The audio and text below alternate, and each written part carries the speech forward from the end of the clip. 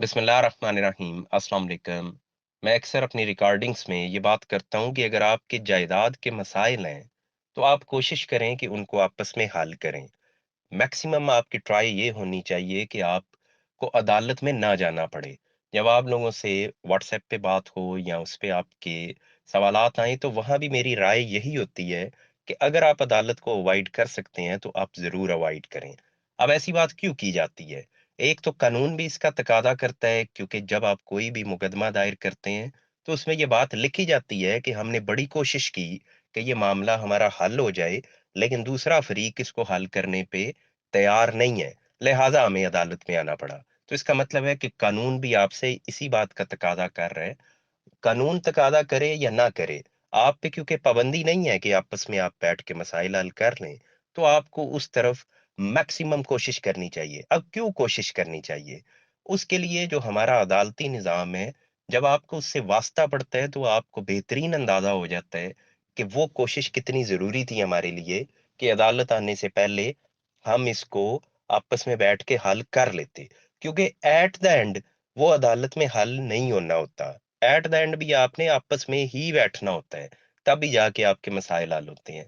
मैं चंद बातें सिर्फ़ आपके सामने रखता हूँ कि ये किस तरह से हमारा अदालती सिस्टम वर्क करता है। मैं उस दिन एक केस को स्टडी कर रहा जिसको तकरीबन साढ़े 4 साल गुज़र गए हैं। अब साढ़े 4 सालों में अभी वो केस किधर है? यानी अभी तलबियाँ चल रही हैं कि फलाँ बंदा वो फ़ौत हो गया है, फलाँ बंदा वो बैरूने मुल्क है, फलाँ बंदा वो इधर से मूव कर गया है, कहीं और चला गया है। अब उसमें वही सिस्टम अभी तक चल रहा है कि अब फलाँ को तलब करो, अब फलाँ को फ़रीक बनाओ। कोई और एंटर हो गया है कि जनाब मुझे तो इसमें फ़रीक ही नहीं बनाया गया, मुझे भी सुना जाए। अब उसकी एंट्री होगी है।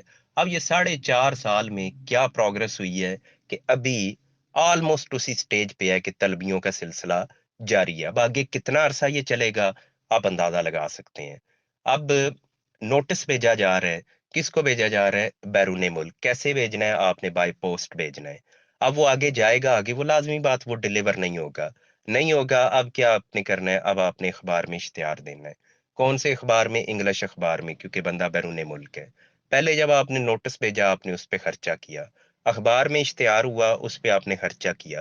खर्चा तो एक तरफ, इस पूरे प्रोसेस में आपका टाइम कितना कंज़्यूम हो गया? लेट्स से 2 महीने, 3 महीने, 4 माह आपके इस अमल में लग गए। अब वो जो टाइम ज़ाया हुआ, आप लोगों का और प्लस अदालत का, उसका कौन ज़िम्मेदार है? कोई इसका ज़िम्मेदार नहीं है। अब इसमें अगर आप मॉडर्न टेक्नोलॉजी को सामने रखें, अब व्हाट्सऐप का निज़ाम है, वही जो रीडर साहिबान है, अदालती अमला है, वो उधर से व्हाट्सऐप कर देता है अगर नंबर अवेलेबल है, जो बैरूने मुल्क है बंदा, उसको व्हाट्सऐप कर दिया जाता है कि ये जनाब आपका केस है, आप इसमें पेश हों। अब उस पे कह दिया जाएगा कि जनाब क्या पता कि उसका व्हाट्सऐप नंबर दुरुस्त है या नहीं है। अब इसी तरीके पे अगर जाएँ तो जो उसका एड्रेस है यूके का, यूएसए का, उसकी क्या गारंटी है कि वो दुरुस्त है? लेकिन उस पे आप भेज रहे हैं। सेम वे जब आप इश्तिहार लगाते हैं अखबार में, अब वो डॉन अखबार में भी लग गया है, तो वो बंदा जो बैठा हुआ है यूएसए में, वो क्या हमारा डॉन अखबार पढ़ रहा है कि उसको पता चलेगा कि मेरा केस इधर चल रहा है फलाँ अदालत में।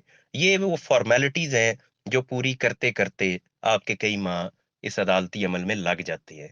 अब मेरे एक दोस्त हैं, तो उन्होंने मुझे उस रोज़ कहा, कहते हैं जी कि आर्टिफ़िशियल इंटेलिजेंस का कितना किरदार है हमारे अदालती निज़ाम में? वो आयरलैंड में होते हैं, तो उन्होंने कहा कि आर्टिफ़िशियल इंटेलिजेंस किस हद तक हमारी अदालतों में उसको यूज़ किया जा रहा है?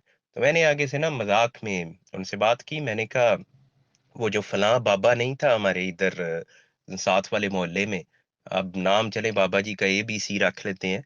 तो मैंने कहा वो जो मशहूर था, साइकिल पे जाता था और वो झूठी गवाहियाँ देता था अदालत में। यानी वो बंदा, उसका काम ही सारी ज़िंदगी ये रहा है कि अदालत में झूठी गवाहियाँ देना है। तो मैंने कहा उसका जो आप कह लो कि असर-ओ रसूख है, या ऐसे बंदे की अदालत के अंदर अहमियत ज़्यादा है बनिस्बत उसके कि किसी के थंब इम्प्रेशन, किसी का डीएनए, किसी का फ़ोन रिकॉर्ड, और ये जो आप आर्टिफ़िशियल इंटेलिजेंस की बात कर रहे हो, ये सारी बातें बाद में आती हैं। पहले वो जो 500, 2000, 5000 लेके बंदा आके गवाही देता है, जिसको इल्म ही नहीं होता बात का, उसको एक पट्टी पढ़ाई जाती है, वो आके उधर तोते की तरह बोल देता है, जिरा होती है, उसके वो जवाब भी दे देता है, क्योंकि उसको तो पता है कि मैंने किस तरह से मामलात हैंडल करने हैं। उसका काम ही ये है। मैंने कहा वो केस विन करवा देता है। उसके मुकाबले में ये जो मॉडर्न टेक्नोलॉजी है, उसको अभी तक हमारा सिस्टम उस तरह से एक्सेप्ट नहीं कर रहा।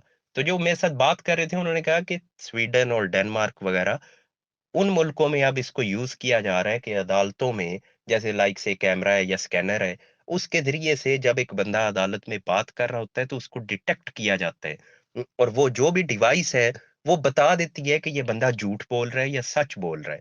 मतलब पहले भी एक वो पॉलीग्राफिक टेस्ट है गालिबन जिसमें किसी की झूठ की डिटेक्शन की जाती है, वो तो एक पुराना सिस्टम है। अब ये आर्टिफ़िशियल इंटेलिजेंस ये एक नया सिस्टम आ चुका है। तो उसमें वो कहते हैं कि डिटेक्ट हो जाता है कि ये बंदा झूठ बोल रहा है या सच बोल रहा है। तो मैंने आगे से उन्हें यही फिर कहा, मैंने कहा नहीं, इधर आर्टिफिशियल इंटेलिजेंस नहीं, इधर वही वो जो बाबा एबीसी है, इधर उसी की सारी अहमियत है। वो जो कहेगा उसी के ऊपर सुप्रीम कोर्ट तक फैसले भी हो जाएंगे। आप सुप्रीम कोर्ट के फैसले उठा लें कि मैं जाहिर है रेगुलर पढ़ता हूँ, उसमें PW1 और फलां यानी जो विटनेसेस हैं, गवाह हैं, उन्हीं का जिक्र मिलता है कि वो फलां ने ये बात की, उस पे जिरह हुई, वो कायम रहा, तो जनाब इसलिए उसको सामने रखते हुए ये फैसला कर दिया गया है। वहाँ ये बहुत कम ये मिलेगा कि जनाब उसके बायोमेट्रिक चेक किए गए, उसका नादरा से रिकॉर्ड चेक किया गया, उसके जनाब DNA ये चेक हुआ, उसके फ़ोन रिकॉर्ड्स चेक हुए, उसका फलां चीज़ चेक हुआ। ये चीज़ें उसमें ना होने के बराबर आपको फैसलों में मिलेंगी, क्योंकि अगर इनकी अहमियत हो, तो फिर उस तरफ फ़ोकस हो, उस तरह के एविडेंसेस कलेक्ट किए जाएँ। इधर वही होता है कि जी जिसने स्टाम्प बेचा उसको बुला लो, उसकी बात के ऊपर सारा फिर फैसला होगा। जिसने जनाब इसको नोटराइज़ किया उसको बुला लो, जिसने ये लिखा है उसको बुला लो, फलाँ को बुला लो, फलाँ को बुला लो, हो सकता है उनका कोई लेना-देना ही ना हो पूरे अमल के साथ। तो जब हमारा यही सिस्टम चल रहा है, तो उसमें फिर ये कहना कि कोई बड़ा ज़बरदस्त नताइज निकलेंगे, तो वो तो मुमकिन नहीं होता। और सेकंड बात, इसमें इस कदर आपका टाइम स्पेंड होता है, फिर जो उसके अगेंस्ट आपके पैसे खर्च होते हैं, आप अगर उसको कैलकुलेट करें, सम अप करें, तो आपको नज़र आएगा कि एक केस, जो एक नॉर्मल सा भी केस है, वो आपको लाखों रुपए में पड़ता है। क्योंकि जो आपका टाइम खर्च हो रहा है उसको तो आप कोई उसको आप नहीं उसके काउंट कर रहे कि इसमें, जैसे बाहर के मुल्कों में तो कहा जाता है ना, टाइम इज़ मनी, कि ये टाइम ही है जो असल आपके पास पैसा है। तो वही बात कि यहाँ तो वो नहीं है ना, यहाँ लोग समझते हैं कि जो हमारे यहाँ दिन है, उसकी तो कोई ऐसा सच अहमियत नहीं है। आपका जो पूरा-पूरा दिन अदालतों में लगता है, तो इस सब से बचने के लिए मैक्सिमम पहली कोशिश किया करें कि आप यानी अदालत से बाहर अपने मामलात को सेटल करें। और उसमें मैं एंड पे ये ज़रूर बात करूँगा कि आपस में बैठ के सेटल करने का ये मतलब नहीं होता कि अब आप कहेंगे आपको वकील साहब की ज़रूरत नहीं है।